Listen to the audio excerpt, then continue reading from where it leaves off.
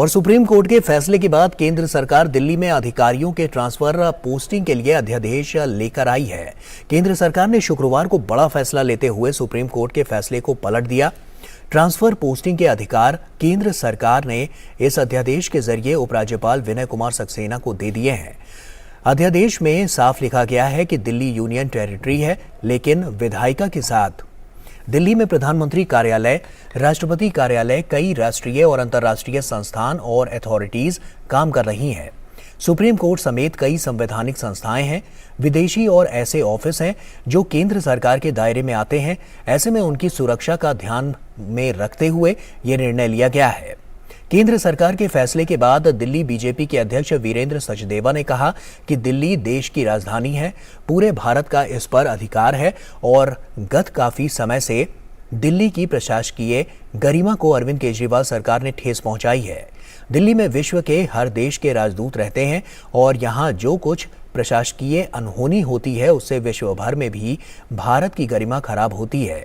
दरअसल पिछले हफ्ते ही सुप्रीम कोर्ट ने एक महत्वपूर्ण फैसले में दिल्ली सरकार को अधिकारियों के तबादले और पोस्टिंग का अधिकार दिल्ली की केजरीवाल सरकार को दे दिया था।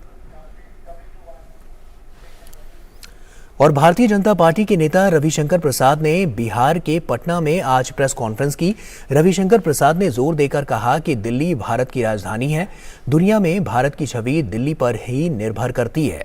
उन्होंने कहा कि दिल्ली में सुप्रीम कोर्ट, संसद और केंद्र सरकार के मंत्रालय हैं। दिल्ली की अपनी एक संवैधानिक पहचान है। ऐसे में वहां के अधिकारियों के साथ बदसलूकी ना हो, इसलिए भारत सरकार एक अध्यादेश लेकर आई है जिसमें दिल्ली सरकार में पद स्थापित अफसरों का ट्रांसफर और पोस्टिंग एक बॉडी के द्वारा किया जाएगा।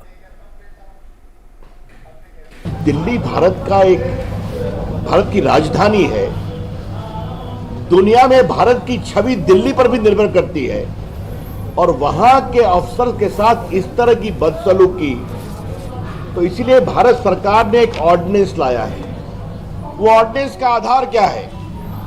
आगे से दिल्ली सरकार में पदस्थापित ऑफिसर्स का ट्रांसफर, पोस्टिंग, विजिलेंस एक बॉडी के द्वारा किया जाएगा जिसके चेयरमैन अरविंद केजरीवाल होंगे, लेकिन उसके चीफ सेक्रेटरी भी मेंबर होंगे और होम सेक्रेटरी भी मेंबर होंगे और इनके निर्णय पर ही लेफ्टिनेंट गवर्नर फैसला करेंगे और वो फैसला बहुमत के आधार पर होगा। तो साफ तौर पर इस अध्यादेश को लेकर तमाम बातें देखने को मिल रही हैं। ऐसे में आज का टॉपिक भी हमारा यही है, तो आइए इस पर हम अपनी चर्चा का शुभारंभ करते हैं। हमारे साथ डीके दुबे जो कि संविधान मामलों के विशेषज्ञ हैं, वो हमारे साथ जुड़ चुके हैं। सर, बहुत स्वागत है आपका डीडी न्यूज पर। और उसी के साथ आपसे सबसे पहले तो यही समझना चाहेंगे, क्योंकि काफी महत्वपूर्ण हो जाता है, क्योंकि इस अध्यादेश को आप कैसे देखते हैं और क्या नफा नुकसान आपको इसमें नजर आता है? नहीं, एक्चुअली कोई नफा नुकसान नहीं है। दिल्ली जो है वो यूनियन टेरिटरी है, ये आर्टिकल 239 में घोषित है। अब 1991 में ये विचार हुआ कि क्यों नहीं दिल्ली के जो लोकल इश्यूज हैं उन इश्यूज पर कानून बनाने के लिए, उन इश्यूज को सामने लाने के लिए एक लेजिस्लेटिव बॉडी बना दी जाए। तो 1991 में संविधान में संशोधन करके एक नया आर्टिकल जोड़ दिया, लेकिन उसको लेजिस्लेटिव पावर दी थी उस समय। और लेजिस्लेटिव पावर का मतलब होता है कि जो भी आपको लगता है, जो इश्यूज आपको दिए गए हैं, जो विषय आपको दिए गए हैं, उन पर कानून बनाने का अधिकार आपको होगा। इंप्लीमेंट करवाने के लिए एलजी है और उसकी सहायता के लिए काउंसिल ऑफ मिनिस्टर होगा जी।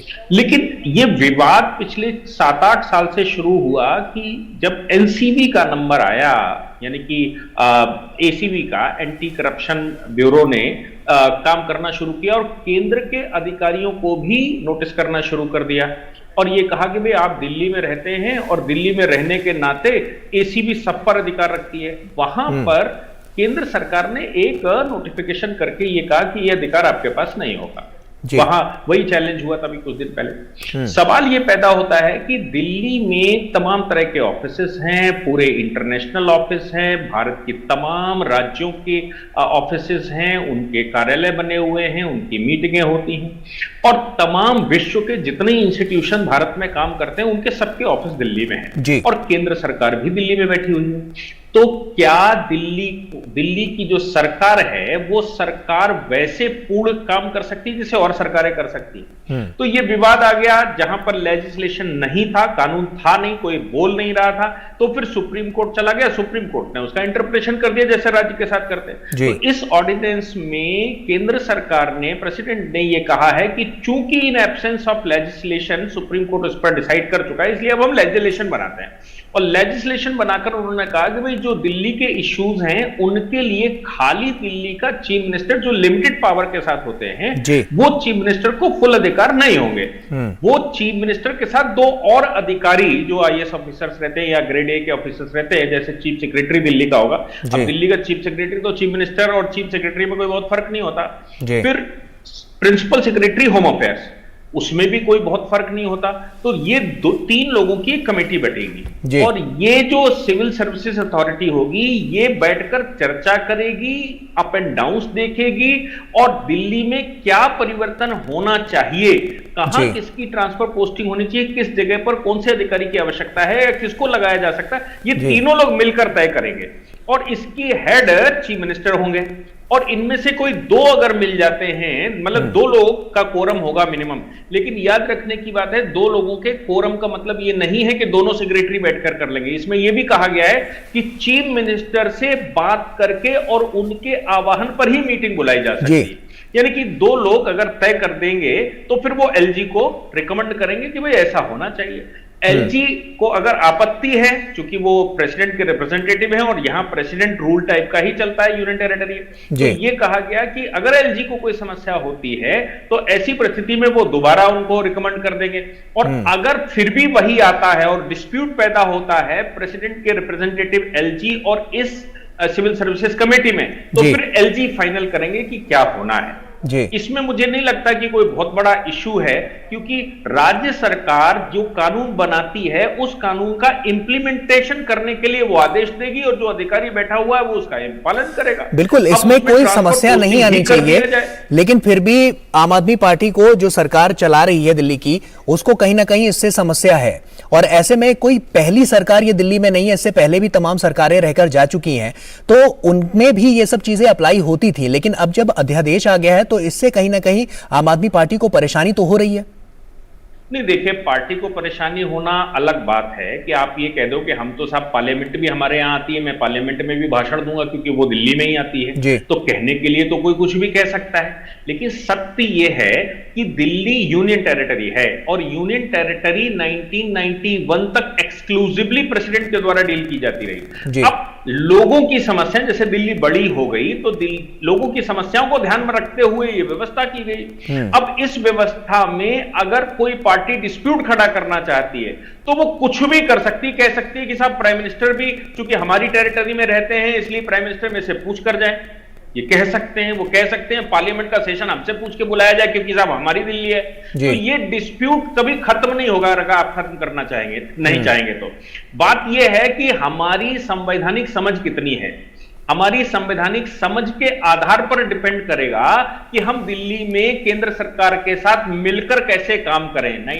ये जो 2013 में सरकार है, इससे पहले भी सरकार नहीं, कोई डिस्प्यूट ही नहीं हुआ, क्योंकि उनकी मुझे लगता है कि कॉन्स्टिट्यूशनल अप्रोच या कॉन्स्टिट्यूशनल मेंटालिटी अच्छी थी। वो अच्छे से समझते थे कि हमें कितनी पावर है, कितना कर सकते हैं और हमारा दायरा क्या है। और ये सबको मालूम था कि दिल्ली जो है वो केंद्र शासित प्रदेश है, दिल्ली प्रदेश नहीं है जहां फुल फ्लैश राइट हो। इसलिए, और सेंट्रल सिविल सर्विसेज वहां पर काम करती हैं, एक एक्स्ट्रा कैडर काम करता है वहां पर। दिल्ली, दमनदीप, नागर, दादर हवेली, ये वो एक कैडर है, वो कैडर केंद्र के पास रहता है। इसलिए उसके कैडर के ट्रांसफर पोस्टिंग और केंद्रीय अधिकारियों की ट्रांसफर पोस्टिंग तो केंद्र के पास ही होना चाहिए क्योंकि वो कैडर उनका है।